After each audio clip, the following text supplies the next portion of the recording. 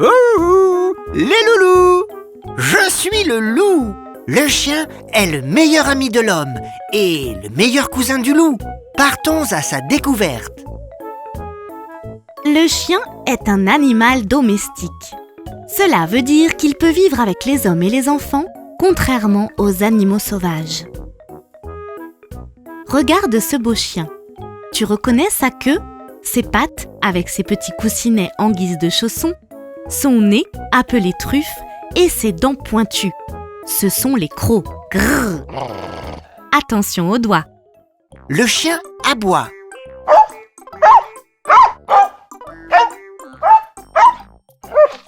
Ça fait beaucoup de bruit. Vas-y, à ton tour, aboie.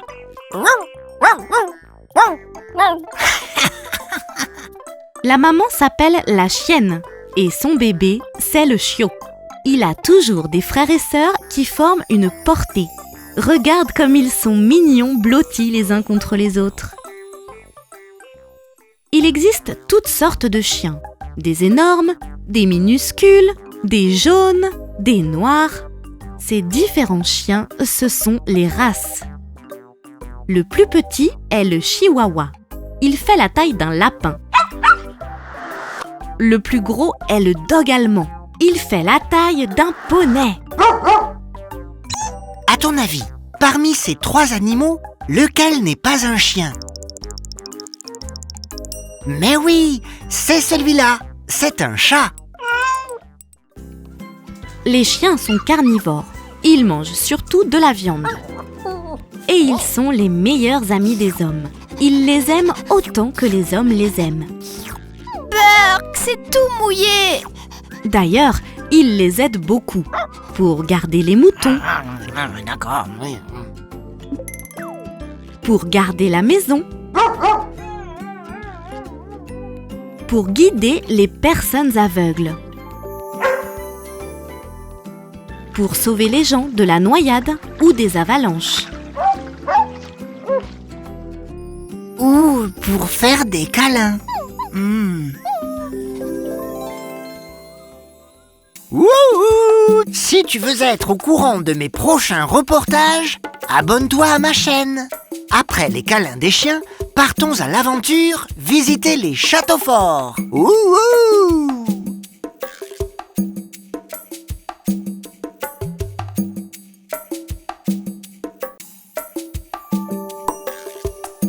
Ouh, les loulous! Et si on allait visiter les châteaux forts, ses chevaliers, ses tours? On descend le pont-levis? Les châteaux forts ont été construits il y a très longtemps, à une époque appelée le Moyen-Âge. Les châteaux forts sont souvent bâtis à côté d'un village. Pourquoi? Pour protéger les habitants qui viennent s'y réfugier. En cas d'attaque, soldats et chevaliers sont là pour les défendre. Pour repousser les ennemis, de grands murs en pierre se dressent tout autour du château. Ce sont les remparts. Les dents que tu vois tout en haut s'appellent les créneaux. Ils permettaient aux soldats de se protéger des tirs adverses et de riposter tout en restant à l'abri. Malin, non? Pour dissuader les attaquants, Et les loups? de profonds fossés sont creusés au pied des remparts. Ils sont souvent remplis d'eau afin d'empêcher les ennemis de s'approcher trop près. On appelle ces fossés les douves. Pour entrer dans le château, il y a un pont-levis que l'on relève ou abaisse à l'aide de chaînes. On le remonte la nuit et en cas d'attaque.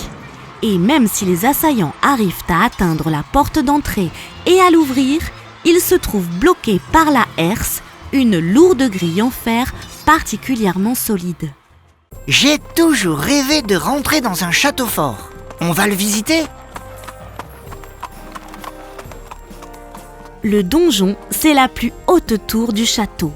Bien à l'abri derrière ses larges murs, il continue à se défendre en tirant des flèches par ses fines fenêtres que l'on nomme meurtrières. Rassure-toi, la plupart du temps, les habitants du château fort vivent paisiblement. Les artisans et les serviteurs demeurent dans la basse-cour où se trouvent les animaux, les tables et les écuries, mais aussi le potager et le puits. Quant au seigneur et sa famille, ils vivent dans le logis, la partie la plus confortable du château. Au rez-de-chaussée du logis se trouvent les cuisines et le garde-manger pour stocker nourriture et provisions. Le seigneur et sa famille habitent au premier étage. Ils vivent principalement dans la grande salle. C'est là qu'ils donnent de grands repas et banquets pour montrer leur grande richesse. Juste à côté, il y a la chambre du seigneur. C'est l'une des rares pièces avec une cheminée et un lavabo pour la toilette. Les logis les mieux équipés possèdent même des WC. Enfin, à l'époque, on les appelle les latrines. Elles étaient bâties le long des murs et les besoins tombaient directement dans les douves du château.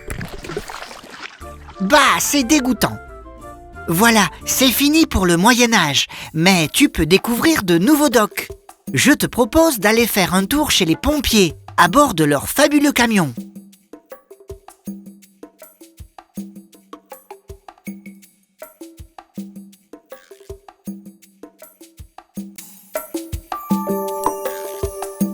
Ouh, les loulous!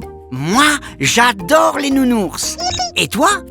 Mais plus que n'importe quel ours, celui dont nous allons parler aujourd'hui est très spécial. C'est le panda. Le panda est un ours d'une espèce très rare.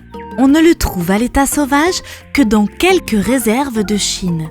Tu peux aussi le voir dans certains zoos. À la naissance, le bébé panda est tout rose et n'est pas plus haut que 2 pommes. Son beau pelage noir et blanc va apparaître en grandissant. Adulte, le panda mesurera entre 1,50 m et 1,80 m, à peu près comme nous les hommes. Le panda est tout rond et poilu. Tu as vu son pelage noir et blanc ? La légende raconte qu'il aurait trempé ses pattes dans la cendre et se serait frotté les yeux et les oreilles. D'où ce drôle de pelage. Ouh, il donne envie de lui faire des câlins. Attention, c'est un ours quand même, mais un ours végétarien. Contrairement aux autres ours qui aiment le poisson, la viande, le miel, le panda ne mange que du bambou. Et comme cette plante est gorgée d'eau, il n'a pas besoin de boire. Pour attraper les bambous, il utilise ses pattes qui n'ont pas 5 mais 6 doigts, un de plus que toi et moi. Pratique pour compter, non ?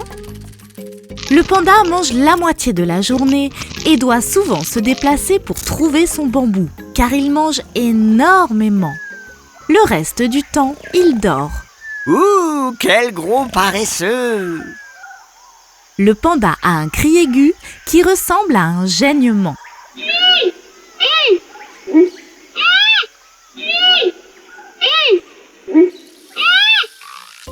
L'ours polaire, le grizzly, le panda géant, l'ours brun, l'ours à lunettes et l'ours à collier, l'ours noir.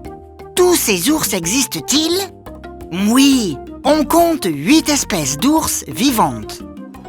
Sais-tu qu'en Chine, les crottes de panda sont considérées comme des cadeaux très précieux ? Berk, un cadeau qui pue! Ces crottes ne sont faites que de bambou, donc elles ne sentent pas mauvais. Le panda est un animal d'une valeur inestimable. On en compte plus que 1600, ce qui est très très peu à l'échelle de la planète. C'est pour cela qu'on les protège et que l'on prend grand soin d'eux. Tu veux découvrir d'autres animaux tout aussi mignons que les pandas? Alors, viens avec moi voir les chiens. Wouhou! Si tu veux être au courant de mes prochains reportages, abonne-toi à ma chaîne.